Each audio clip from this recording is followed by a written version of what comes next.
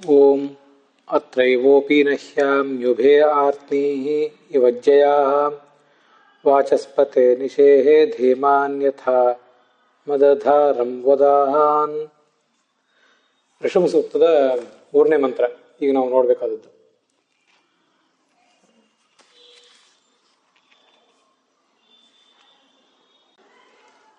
ವಾಚಸ್ಪತೆ ವಾಗ್ದೇವತೆಯಾದ ಲಕ್ಷ್ಮೀದೇವಿಯ ಪತಿಯಾದಂತಹ ನರಸಿಂಹನೇ ಅಥವಾ ವೇದವ್ಯಾಸನೆ ಅಂತ ಭಗವಂತನಿಗೆ ಸಂಬೋಧನೆ.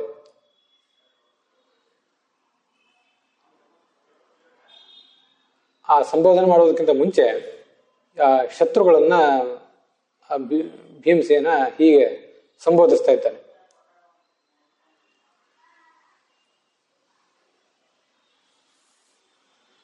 ಯಥಾ ಹೇಗೆ, ಜಯ ಜ್ಯ ಅಂದ್ರೆ ಹೆದೆ, ಬಿಲ್ಲಿಗೆ ಬಿಗಿಯುವಂಥ ಹೆದೆ. ಆ ಹೆದೆಯಿಂದ ಉಭೆ 2, ಆರ್ತ್ನಿ ಇವ, ಆರ್ತ್ನಿ ಅಂದ್ರೆ ಬಿಲ್ಲಿನ ತುದಿ. ಈ 2 ಬಿಲ್ಲಿನ ತುದಿಗಳನ್ನು ಹೇಗೆ ಬಿಗಿದು ಸೆಳೆದು ಕಟ್ಟುತ್ತಾರೋ ಹಾಗೆ ವಹ ನಿಮ್ಮನ್ನು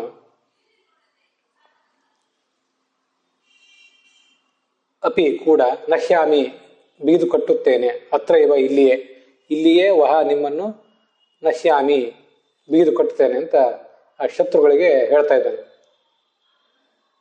ನನ್ನ ಬಂಧನದಿಂದ ತಪ್ಪಿಸಿಕೊಳ್ಳಿಕ್ಕಾಗದೇ ಇರುವಂತೆ ನಿಮ್ಮನ್ನು ನಾನು ಬಿಗಿದು ಕಟ್ಟುವವನಿದ್ದೇನೆ. ಬಿಲ್ಲಿನ 2 ತುದಿಗಳನ್ನು ಹಗ್ಗದಿಂದ ಬಿಗಿದು ಕಟ್ಟಿದಂತೆ. ಮುಂದೆ ವಾಚಸ್ಪತಿ ಅಂತ ನರಸಿಂಹನ ಕುರಿತು ಸಂಬೋಧನೆ.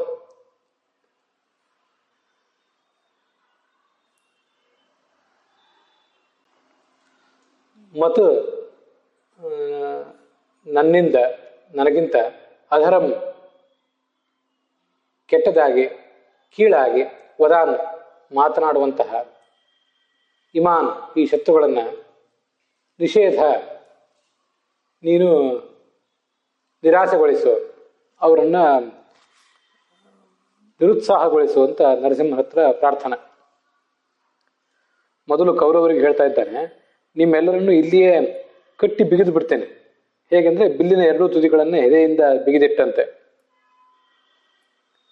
ವೇದಪತಿಯಾದಂತಹ ಭಗವಂತನೇ, ನನ್ನ ಮೇಲಿನ ದ್ವೇಷದಿಂದ ಹಾಗೆ ನನ್ನ ಸ್ವಾಮಿಯಾದಂತಹ ನಿನ್ನ ಮೇಲಿನ ದ್ವೇಷದಿಂದ ನನ್ನ ಬಗ್ಗೆ ಹಾಗೆ ನಿನ್ನ ಬಗ್ಗೆ ಕೂಡ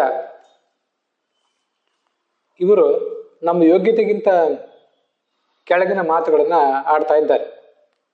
ನಮ್ಮ ಅರ್ಹತೆಗೆ ತಕ್ಕಂತೆ ಹೇಗೆ ಉಚಿತವಾಗಿ ಮಾತನಾಡಬೇಕಾಗಿತ್ತೋ ಹಾಗೆ ಇವರು ಈಗ ಮಾತನಾಡ್ತಾ ಇಲ್ಲ. ಮತ್ತು ಅಂದ್ರೆ ನನ್ನಿಂದ ನನ್ನ ಯೋಗ್ಯತೆಯ ದೃಷ್ಟಿಗಿಂತಲೂ ಕ್ಷುದ್ರವಾಗಿ ಇವರು ಮಾತಾಡ್ತಾ ಇದ್ದಾರೆ. ಈಗ ಅಂತ ಮಾತನಾಡ್ತಾ ಇರುವಂತಹ ಇವರನ್ನ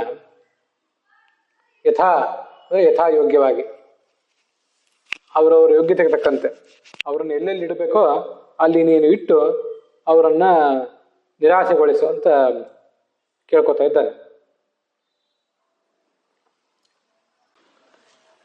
ನಿರಾಸೆಗೊಳಿಸು ಅಥವಾ ಅವರನ್ನ ನಿರುತ್ಸಾಹ ಉಳ್ಳವರನ್ನಾಗಿ ಮಾಡುವಂತ ಅದರ ತಾತ್ಪರ್ಯ.